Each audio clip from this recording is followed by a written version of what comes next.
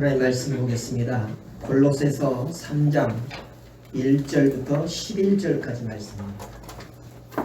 신약성경 327페이지 골로새서 3장 1절부터 11절까지 말씀입니다.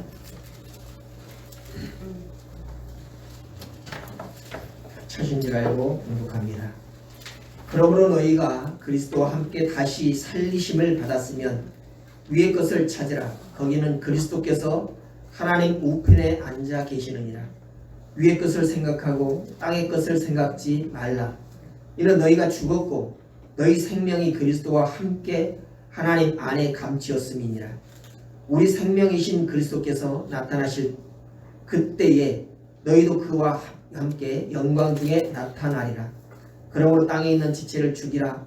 곧 음란과 부정과 사욕과 악한 정욕과 탐심이니 탐심은 우상 숭배니라. 이것들을 인하여 하나님의 진노가 임하느니라. 너희도 전에 그 가운데 살 때는 그 가운데서 행하였으나 이제는 너희가 이 모든 것을 벗어버리라. 곧 분과 악의와 해방과 너희 입에 부끄러운 말이라. 너희가 서로 거짓말을 말라. 옛사람과 그 행위를 벗어버리고 새 사람을 입었으니 이는 자기를 창조하신 자의 형상을 쫓아 지게까지 새롭게 하심을 받는 자니라. 거기는 헬라인과 유대인이나 할례당과 무할례당이나 야인이나 수구디아인이나 종이나 자유인이 분별이 있을 수 없나니 오직 그리스도는 만유시요 만유 안에 계시니라. 아멘. 아멘. 지난 한 주간 여러분의 사랑과 후원에 의해서 여행 잘 다녀왔습니다. 바닷가를 보지 못하다가 바닷가로만 이렇게 돌아다니다 보니까 눈이 시원하게 뚫리는 것을 봤어요. 산으로 가면은 오색 찬란한 그런 빛깔이고 또 바다로 가면은 시퍼런 그런 바닷빛을 보면서 힐링을 잘 하고 왔습니다. 감사합니다. 매년 10월 31일을 종교개혁일이라고 교회가 정해놨습니다. 그래서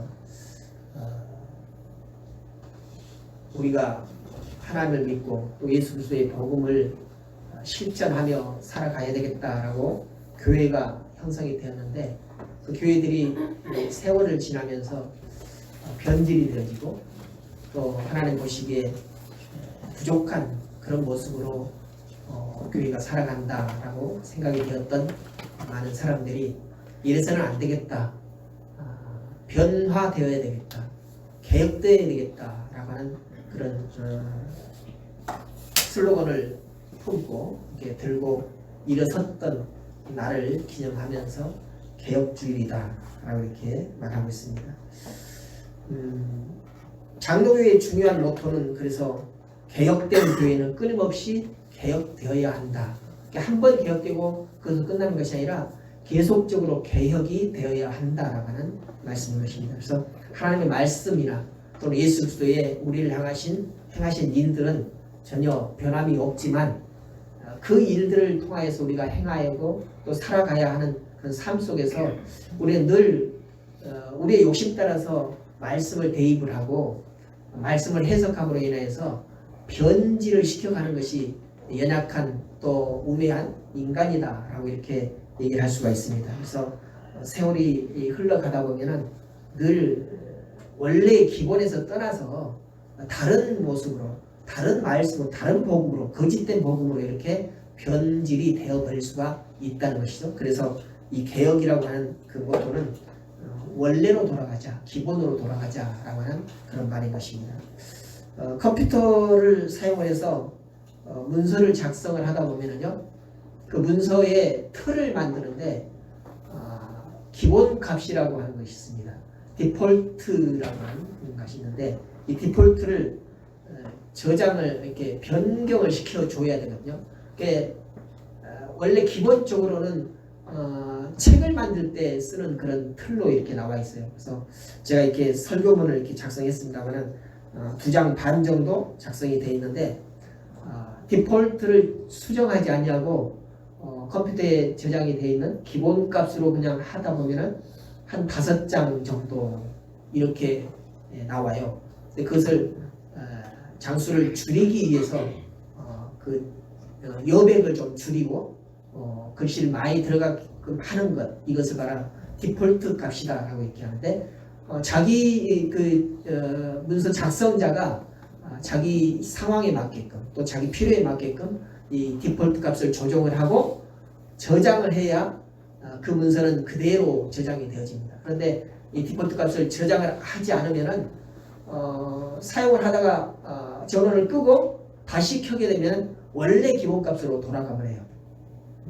그래서 우리의 신앙생활도 마찬가지다라고 이렇게 생각이 되어집니다. 그래서 변질되어진 것들을 자꾸 변경을 시키고 개혁을 시킨 다음에 그것을 기본으로 삼는 그런 저장됨이 있어야 되는데, 그렇지 않냐고 그냥 놔둬버리면, 그냥 방관을 해버리면 원래대로 원래 변질되어 버린 대로 다시 돌아가게 되어 있다라고 하는 것입니다. 여러분, 돼지를 기르다 보면요, 돼지가 자기 똥 싸는 곳에 눕기도 하고 거기서 생활을 계속 하거든요. 그러면 그대로 놔두면은 병균에 옮을 수도 있고 또 제대로 성장이 잘 안 될 수도 있습니다. 그래서 돼지를 키우는 사람들은 그것을 걷어내고 또 바짝 마른 겨 이런 것들, 지푸라기 이런 것들을 깔아줍니다. 그런데 몇 시간 지나면 또 돼지는 깨끗한 그 자리를 보존하지 못하고 그 자리에 또 오줌 똥을 다 싸가지고 계속해서 젖은 자리, 마른 자리가 아니라 젖은 자리에서 계속 자게 되고 생활하게 된다라는 것을 보게 되는데, 이와 같이 변혁된, 개혁된 그런 것들을 자기 것으로 삼지 않냐고 원래 더러운 것으로 돌아가 버리는 것은 개혁되지 못했다라고 이렇게 보여지는 것이죠. 교회의 개혁은 교회 역사 속에서 계속적으로 반복되고 강조되어 온 그런 과제입니다. 그래서 현대 교회도 개혁이 많이 되었지만 그럼에도 불구하고 또 사람이 그 공동체를 운영하는 것이기 때문에 또 말씀을 이렇게 해석하는 것이기 때문에 늘 변질이 되어버리는 그런 일들이 많이 있다는 것입니다. 그래서 이 교회는 날마다 개혁이 되어져야 한다라는 것입니다. 세상의 빛과 소금으로 살아야 한다라고 하는 것이 교회 또한 여러 가지 모토 중에 한 모토이죠. 그리고 그런 교회가 세상 속에서 유지되어지는 것이 바로 진정한 교회일 것입니다. 동시에 하나님의 백성으로 또 그리스도의 몸 그리고 성령의 전으로서 교회는 삼위일체 하나님께서 세상을 구원하시기 위해서 구별해서 선택하신 하나님 나라의 모형이기도 합니다. 그러니까 세상 속에 유지되어야 하는 그런 교회의 모습이 있어야 되고, 또 한편으로는 천상적인 교회의 모습을 지니고 있어야 된다는 거죠. 그래서 교회는 이런 양면성을 동시에 가지고 있는 그런 속성을 지니고 있는데요. 이런 이중적인 속성은 교회가 세상을 하나님께로 인도하는 그런 매개체적인 존재이기 때문인 것입니다. 그래서 세상 속에서 세상의 시류에 따라가는 것이 아니라 세상을 계속적으로 변혁시키고 세상에 영향력을 끼치는 그 공동체가 바로 교회가 되어야 한다라고 하는 그런 말씀인 것입니다. 그래서 이런 여러 가지 문제들을 안고 살아가는 공동체가 바로 교회인데, 원래는 하나님께서 완벽한 그런 교회를 원하시는 것이죠. 그것이 바로 천상교회인데, 육상에 현재 우리가 살고 있는, 우리가 모여있는 이 교회는 그래서 불완전합니다. 완전하지는 못한 그런 교회라는 거죠. 그래서 우리는 끝없이 이 교회를 완전한 교회로 만들기 위해서 날마다 애쓰고 힘씀이 있어야 되겠다라는 것이죠. 우리 교회도 바라보면은 여러분이 구석구석 바라보면은 문제 있는 것들이 있을 것입니다. 그러나 겹치지 못하는 그런 것들도 있죠. 그렇지만 오늘 성경에 나오는 골레셋 교회라고 하는 교회도 여러 가지 개혁을 해야 될 그런 부분들이 많이 있었다는 것입니다.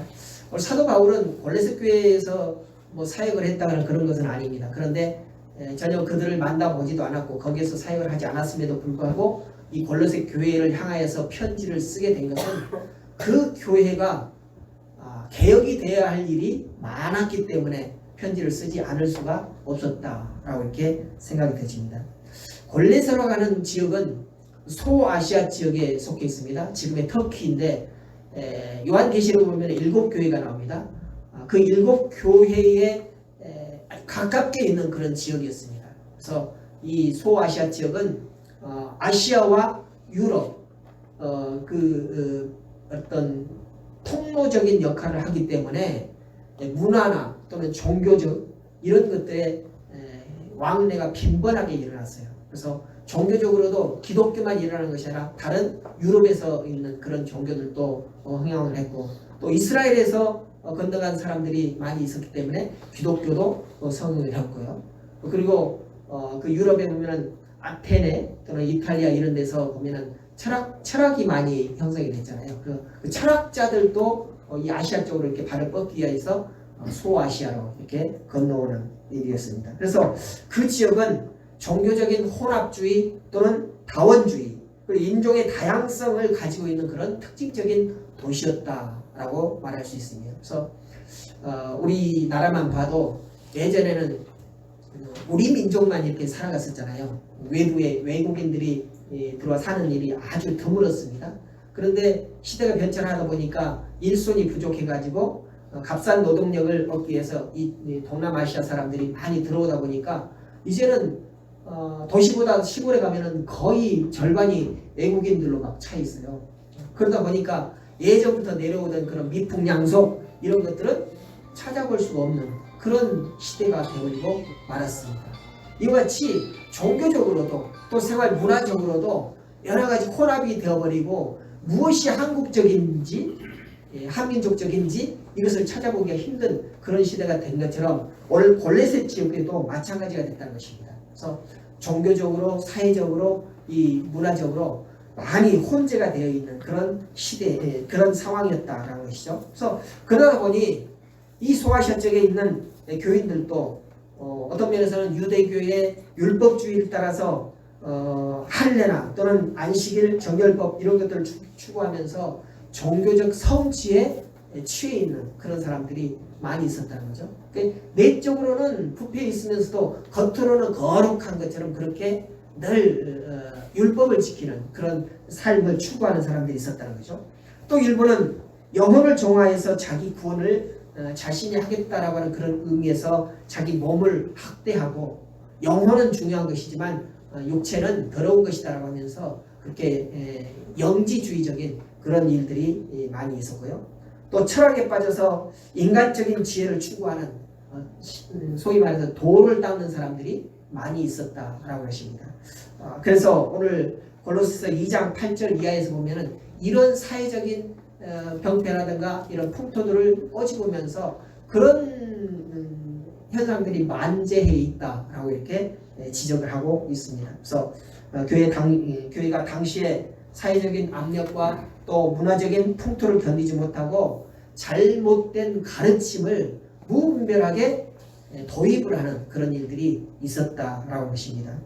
문제는 지역사회에 이런 문화적 풍토가 하나님 나라의 복음을 훼손하는 일들이 빈번하게 일어났다는 것입니다. 그러니까 교회가 세상을 영향력 있게 끌어가야 되는데 오히려 세상이 교회를 이끌어가는 그런 생태가 되어버리고 말았다는 거죠. 요즘 우리 교회를 봐도 그런 일들이 많이 있다라는 것을 우리는 보게 되는 것입니다. 그래서 이런 복음이 훼손되고 왜곡되고 또 교회의 윤리적인 실천을 오염시키는데 많이 노출이 되어 있는 교회가 바로 골레셋 교회였습니다. 그래서 이 바울이 이 골레셋 교회를 향하여서 패를 든 까닭도 여기에 있습니다.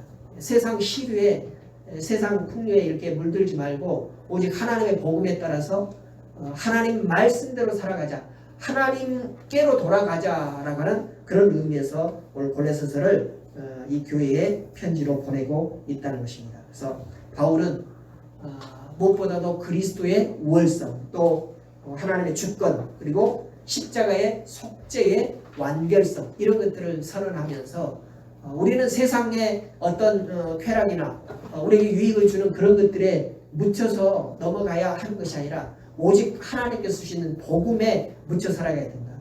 그리고 우리를 위해서 십자가로 통하여서 우리의 죄를 구속해 주시고 완성을 해 주신 그 예수 그리스도의 그 행하심을 우리가 본받고 살아가야 한다라고 이렇게 선언을 하고 있습니다. 그래서 교회로부터 이방 문화를 쫓아내고 또 그 폐해적인 그런 사회 습성들을 몰아내는 데에 앞장서자라고 하는 그런 이유에서 오늘 말씀을 보내고 있는 것입니다. 그렇다면 오늘 말씀의 첫 서두에 보니까 위의 것을 구하라, 위의 것을 찾으라 이렇게 말씀을 열고 있습니다.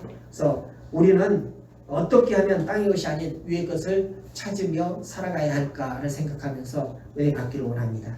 첫 번째로 위의 것, 이것은 하나님의 말씀을 말하는 거죠. 하나님의 말씀으로 우리의 생각과 마음을 디폴트 수정하듯이 개혁을 해 나가야 된다는 것입니다. 우리의 신앙생활이 예전의 신앙생활에서 그냥 그대로 멈춰서 있어는 안 된다. 정체되어서는 안 된다는 것입니다. 우리는 매번 그러잖아요. 옛날이 좋았어, 과거가 좋았어 라고 이렇게 말할 때가 많이 있어요. 그러나 신앙적인 면에서 옛날 미숙하던 그런 신앙에서 벗어나지 못하고 계속 거기에 정체되어 있다면 우리는 몸은 비대해졌지만 속은, 영은 아주 어린아이처럼 그렇게 미숙할 수밖에 없다는 것입니다. 그래서 하나님께서는 계속해서 우리가 변혁되어지고 개혁되어지기를 위하여서 찾으라고 하는데 무엇을 찾을 것이냐? 위의 것을 찾으라. 땅의 것을 찾지 말고 위의 것을 찾으라고 하는데 그 위의 것이라고 하는 것은 바로 하나님의 말씀 안에서 찾으라고 하는 것입니다. 이것이 가장 중요한 기본 전제이라는 것이죠. 그래서 위의 것은 말씀이신 예수 그리스도를 말하는 것이고요. 또 구하라고 하는 이 명령은 무엇을 의미하는 거니까 우리에게는 없는 것을 얻기 위해서 구하라 하는 것입니다. 여러분, 우리가 모든 것을 다 가지고 있는 것처럼 그렇게 살아가십니까? 무엇이든지 할 수 있다라고 이렇게 생각하면서 살아가십니까? 그런데요, 우리 교회 문 밖에만 나가도 내가 할 수 없는 것들이 너무나도 많아요. 부지기수적인 많습니다. 차를 타지 않냐고 차보다 더 빨리 갈 수가 있습니까? 없잖아요. 이런 여러 가지 것들, 우리가 할 수 없는 것들이 부지기수로 많음에도 불구하고 우리는 그것을 잊어버리고 나는 뭐든지 할 수 있다라고 이렇게 착각하며 살아갈 수 있다는 것입니다. 그래서 오늘 우리가 할 수 없는 것들을 위에서 찾으라라고 하는 그런 말씀인 것입니다. 그래서 우리가 변질되어지고 또 개혁되어져야 될 그런 요소들이 많음에도 불구하고 그것은 우리 자신으로서 할 수가 없다라고 하는 것을 우리는 솔직하게 인정을 해야 된다는 것입니다. 내가 깨끗해지고 거룩한 삶을 살고 있다고 해도 여러분 하루 이틀만 지나보십시오. 오늘 마음으로 결정했던 것들이 내일 모레면 또다시 원래 상태로 돌아있는 것들을 우리는 깨닫게 되는 것입니다. 이것이 내 힘으로는 내 의지로는 될 수 없다라고 하는 것이 바로 오늘 우리의 슬픔이라는 것입니다. 그래서 그렇게 할 수 없는, 내게는 가능성이 없는 그것을 하나님의 말씀을 통해서 찾으라라고 했습니다. 그래서 그렇게 우리가 새롭게 개혁되어지고 또 새롭게 변화되어지기 위해서는 내 안에 예수 그리스도가 임재해 계셔야 한다는 것입니다. 예수 그리스도가 아니고는 우리 스스로는 변혁이 되어질 수가 없다라고 해서 우리는 솔직하게 인정을 해야 된다는 것이죠. 그래서 우리 교회 공동체도 어찌 보면 죄인의 모임이에요. 죄인들의 모임이거든요. 근데 세상에서는 교회는 깨끗한 사람들의 모임이다 착각을 해가지고 교회가 조금만 잘못하면 교회를 심각하게 비난하고 손가락질을 하지 않습니까? 그러나 들여다보면 교회처럼 죄인들의 모임이 아닌 곳이 없어요. 내가 죄인이다라고 깨닫는 사람들이 모이는 곳이기 때문에 죄인들의 모임이 바로 교회 공동체이거든요. 그래서 이 교회 공동체, 죄인의 공동체인 교회가 하나님 나라의 모양으로 변화되어지는 것, 이것이 바로 하나님께서 원하시고 또 교회를 세우신 목적인 것입니다. 그래서 이런 교회 공동체가 되기 위해서는 인간이 주권을 가지고 살아가서는 안 됩니다. 오직 예수 그리스도께서 주권을 가지고 운영이 되어지는 그런 공동체가 되어야 한다는 것입니다. 그 다음에 구하라, 찾으라 라고 이렇게 명령하고 있는데 이 말씀의 의미는 2절에서 더 명확하게 말하고 있습니다. 무엇을 찾을 것인가? 어떻게 찾을 것인가? 그러니까 위의 것을 생각하고 땅의 것을 생각지 말라 이렇게 2절에 말씀하고 있습니다. 이 구하라고 하는 말과 1절에서 찾으라고 하는 말과 2절에서 생각하라고 하는 말이 어쩌면 동의어로 사용이 되어지고 있습니다. 단어는 다른데 뭘 찾을 것인가, 뭘 생각할 것인가는 동일하다는 것이죠. 여기서 생각하다라고 하는 이 말은 마음에 두다, 마음에 새기다라고 하는 그런 의미를 가지고 있어요. 그래서 교회의 개혁은 어떤 슬로건이나 행동의 변화나 또는 실천 구호 이런 것들을 통해서 이루어지는 것이 아니라 우리 마음속 깊이 새김이 있어야 된다는 것입니다. 여기 올해 표를 세워놨습니다. 이 표를 여기다가 세워놓는다고 해가지고 저것이 다 이루어지는 것은 아니라는 것입니다. 이 표를 가슴 깊이 새기고 내가 날마다 저 일을 이루기 위해서 하나님께 구하는 그런 삶을 살아갈 때 이 일은 이루어지게 된다는 것이죠. 그래서 이것을 누가 외치자 또는 뭐 표를 가지고 막 이렇게 들고 다니자 이런 것들로는 절대로 변혁되어지지 않는다는 것입니다. 우리 마음판에 새김으로 인하여서 그것이 날마다 우리 삶 속에 녹아지고 적용이 되어질 때 우리는 말씀이 이루어지고 변화가 되어질 수 있다는 것입니다.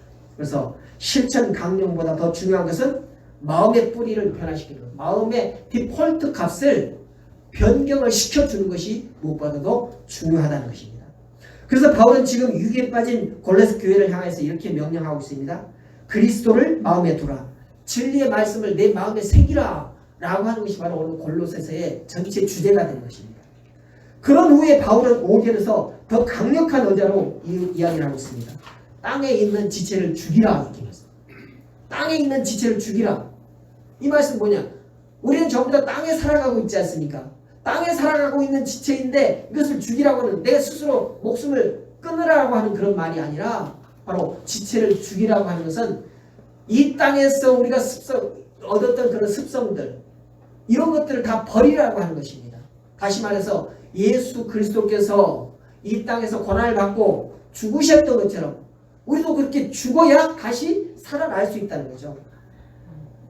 다시 사는 것, 새 사람이 되기 위해서는 우리 세상에서 행해져 있던 우리 모든 습성들을 다 끊으라라고 하는 그런 말씀인 것입니다. 이 명령은 옛사람과 관계를 완전히 단절하라라고 하는 그런 뜻이겠죠.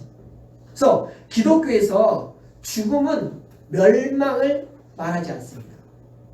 죽어야 다시 새로운 생명이 나는 것을 의미하기 때문에 이 기독교에서 죽음은 오히려 다시 살아나기 위한 조건이다 라고 이렇게 말할 수 있는 거죠. 다시 말해서 십자가가 부활과 연결이 되듯이 오늘 우리는 그리스도와 함께 몸의 지체를 죽인 자들이 새 사람을 입고 그리스도와 함께 다시 살아나는 것입니다. 이것이 바로 우리의 지체를 이 땅에서 지체를 죽이는 일이다 라고 하는 것이죠. 그래서 교회는 부활 공동체라고 얘기하죠. 그러나 부활 공동체라 할지라도 그리스도와 함께 하지 않으면 아무것도 아니라는 것입니다. 우리 교회에 속해 있다고 해도 우리 생활 속에 우리 마음 속에 그리스도와 함께 하지 않으면 우리는 부활과는 전혀 관계가 없다는 것입니다. 그래서 우리는 늘 우리 마음 가운데 우리 삶 가운데 예수 그리스도의 임재를 구하는 그런 삶을 살아야 할 것입니다. 내가 혼자 살아가는 것 같지만 매일매일 삶이 내 안에 계시는 그리스도께서 나와 함께 사는 삶, 이것이 바로 성도의 삶이 되어야 한다는 것입니다. 그래서 교회는 그런 그리스도를 통해서 새로운 생명력을 공급받을 수 있고, 만약에 내 안에 그리스도가 없다면 우리는 죽은 거나 마찬가지입니다. 그러므로 교회는 그리스도의 주권적인 임재를 받아들여야 하고, 교회의 주인은 사람이 아니라 그리스도가 되어야 한다는 것이죠. 두 번째는 위의 것, 하나님의 말씀으로 문화적인 풍토를 변화시켜 나가야 합니다. 교회는 위의 것, 그리스도와 하나님의 말씀을 구하여 주어진 말씀으로 세상의 풍토, 문화적인 풍토, 사회적인 풍토 이런 것들을 변화시켜 나가야 합니다. 그래서 세상 속에서 교회는 언제나 세상 문화와 구별되고 또 가치관, 갈등 이런 문제들로 첨예하게 대립이 되는 그런 공동체가 바로 교회 공동체거든요. 그런데 어떻습니까? 지금 우리 교회를 봐도 우리 현대 기독교를 봐도 사회 공동체나 교회 공동체나 구분이 안 되는 일들이 얼마나 많은지 몰라요.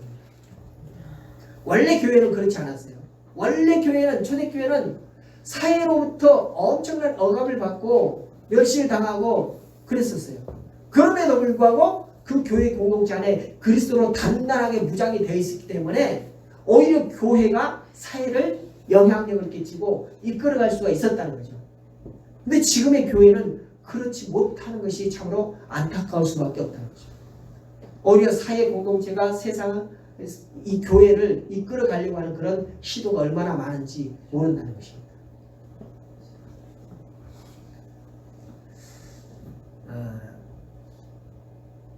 애터미라고 들어보셨죠? 애터미가 일종의 다단계죠. 그런데 그런 애터미가 교회에 들어와가지고 교회를 막 영향력이 흔들어버리는 그런 일들이 여러 교회에서 많이 있었어요. 목회자들도 거기 가입을 해가지고 교인들과 한 가지로 막 이렇게, 그러니까 거기 가입이 돼 있지 않는 사람들은 소외감을 막 느끼는 거죠.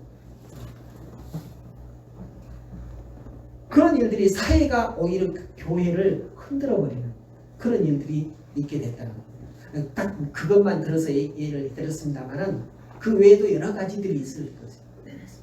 그래서 우리는 사회의 공동체가 교회 공동체를 흔들고 이끌어갈 수 있도록 이렇게 내버려둬서는 안 된다. 끊임없이 대항하고 싸워 이겨야 하는 것이 바로 우리의 임무이다라고 이렇게 얘기할 수가 있습니다. 그래서 우리는 오늘 하나님 나라의 문화와 세상 문화가 근본적으로 양립할 수 없다라고 하는 우리는 기억해야 할 것입니다. 그래서 바울은 전자를 새 사람, 후자를 옛 사람이라고 이렇게 구분하고 있습니다. 그래서 새 사람을 지식에까지 새롭게 되는 것을 강조하고 있죠. 우리는 살아가면서 삶에서 이렇게 적용해야 될 그런 일들, 이런 것들이 세상에서 얻은 지혜로 모든 걸 다 할 수 있다라고 이렇게 생각하는 것이 아니라 하나님께서 우리에게 지혜를 주실 때에 그것들도 능히 행할 수 있다라고 이렇게 인정을 하고 믿어야 할 것이라는 것이죠. 이것이 바로 하나님께서 우리에게 원하시는 바이다는 것입니다. 우리는 세상이 당연시하고 옳다고 하는 그런 문화에 끊임없이 도전해야 합니다. 21대 국회에 들어와가지고 새롭게 또 법안을 새롭게 내는 그런 법안들이 있는데 차별금지법을 또 계속 내고 있어요.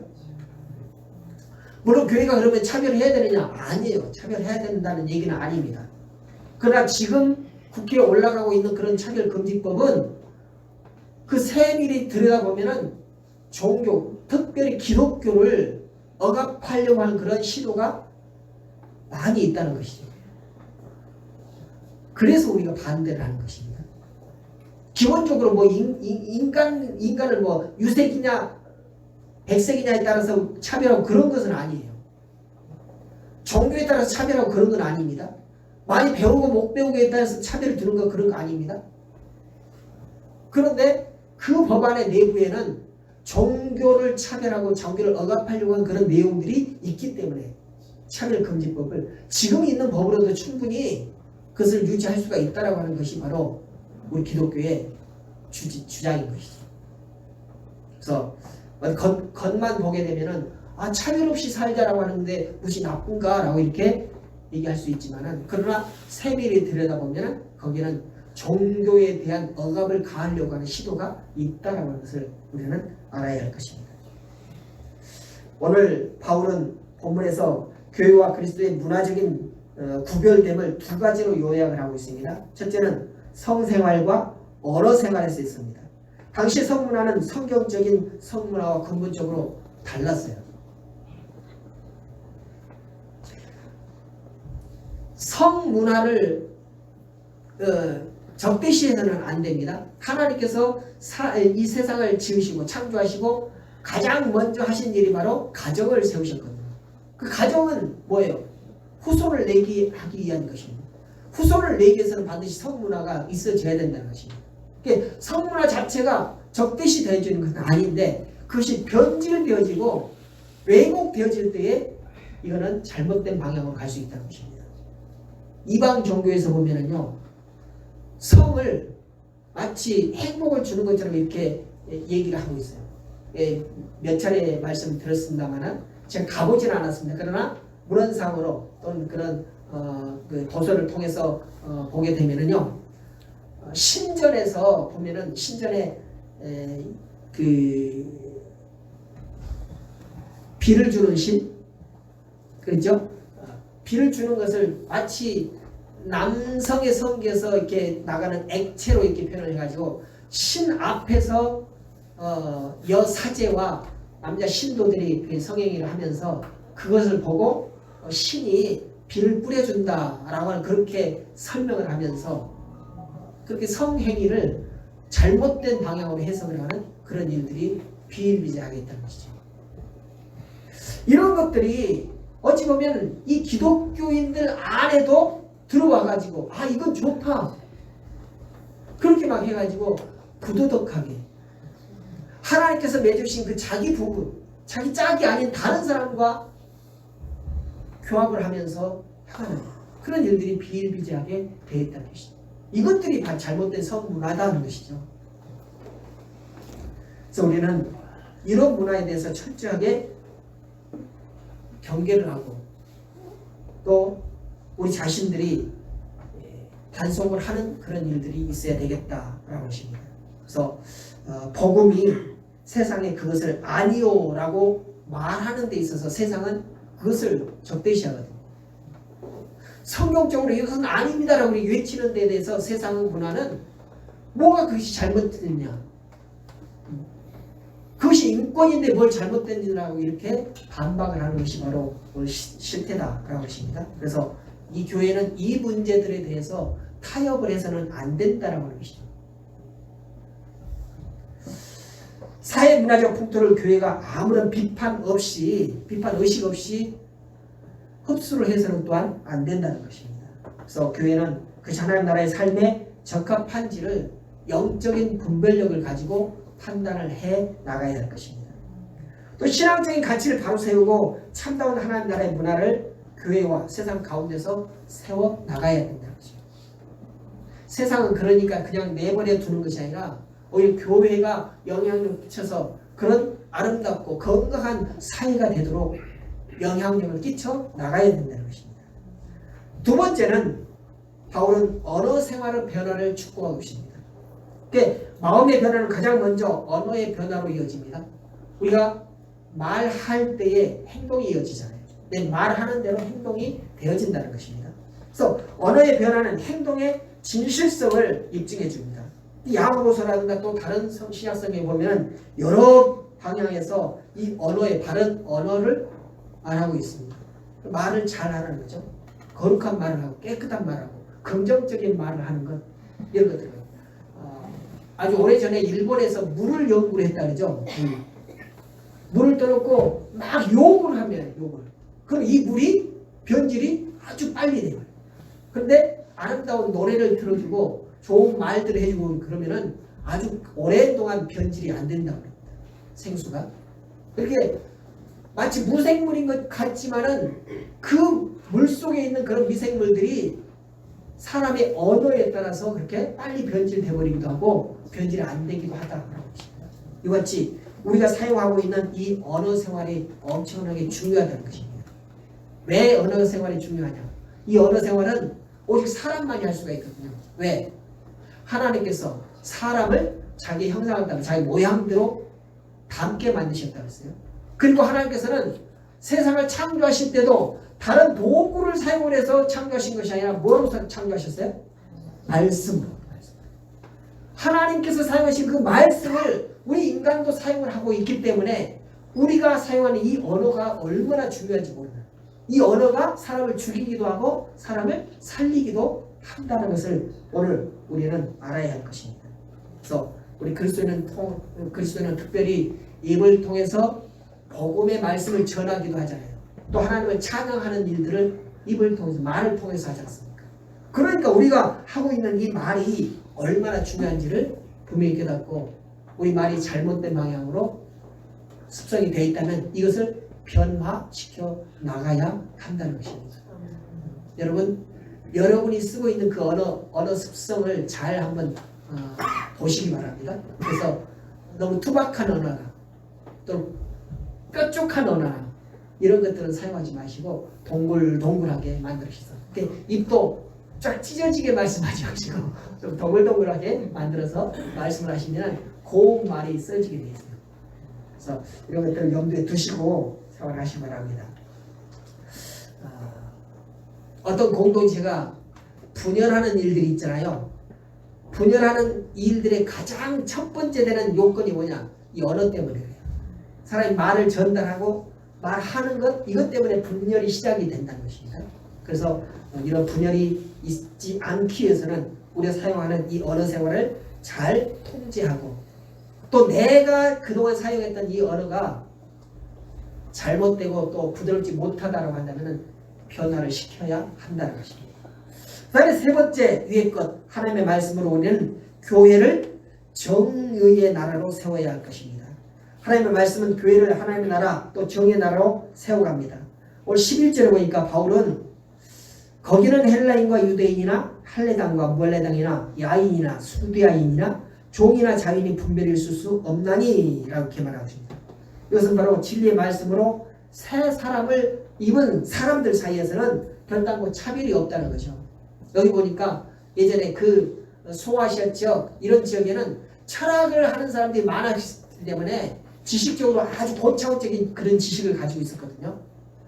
그러니까 이 철학을 알지 못하고 하지 않는 사람들에 대해서는 아주 낮게 바라봤어요. 저런 천한 것들, 야만인 이렇게 바라봤다는 거죠. 여기 수두야인이라고 하는데 여기는 요즘에 러시아 사람들을 말합니다. 그 지역은 철학에 대해서 별로 관심이 없었던 것 같아요. 그쪽에 사는 사람들에 대해서는 인간 취급을 안 했다는 거죠. 그러나 교회 공동체 안에서는 이런 인종적인 차별이라든가 이런 배움의 많고 적음의 차이가 없다는 것이죠. 이것이 바로 하나님의 말씀에 못하는 것이죠. 그래서 어떠한 이유에서든지 차별하지 않는 태도가 바로 정의다는 것입니다. 교회는 그리스도의 몸이기 때문에 지체들 사이에 차별이 존재해서는 안 되는 것입니다.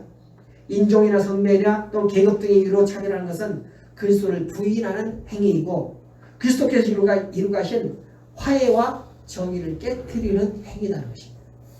여러분, 우리가 오늘날 내가 서 있는 이 자리에서 내 자신을 돌아보고 무엇을 변화시켜야 될 것인가, 무엇이 개혁되어져야 할 것인가, 또 더 나아가서는 우리 교회 공동체가 어떤 일들을 어떤 부분들을 개혁해 나가야 할 것인가 우리는 끊임없이 탐구하고 바라봐야 한다는 것이죠.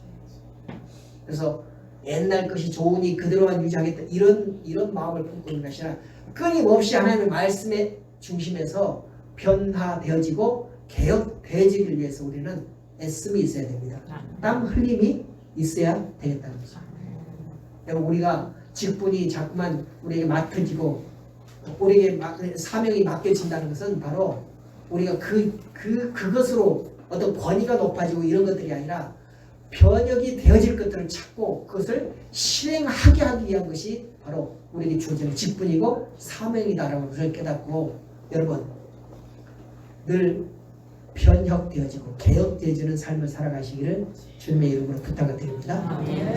어제나 오늘이나 동일한 것은 세상에서는 좋은 사람이라고 평가를 받을 수 있지만 신앙적인 면에서는 날마다 변화가 되어져야 한다는 것, 이것을 여러분 마음속 깊이 생각하시고 날마다 한 걸음 한 걸음 갈 때마다 변화되어지는 삶을 사시기를 주님의 이름으로 부탁을 드립니다. 알겠습니다. 감사하신 아버지 하나님, 또 말씀을 통하여서 주님의 귀하신 뜻을 깨닫고 또 그로 인하여서 우리가 어떻게 사는 것이 하나님을 기쁘시게 되는 것이 깨닫게 되었습니다. 아버지 하나님, 이로 인하여서 우리의 삶을 통하여서 하나님께서 기뻐하실 일들을 찾게 해 주시옵시고 또한 주님을 바라볼 때에 참으로 주님을 닮아갈 수 있는 저들 될 수 있도록 인도하여 주시옵소서. 날마다 삶을 살아갈 때마다 시간이 변화가 될 때마다 우리 자신들도 변화되고 날마다 주님과 함께 할 수 있는 저들 될 수 있도록 인도해 주시옵소서. 감사드리며 예수님의 이름으로 기도드렸습니다. 아멘.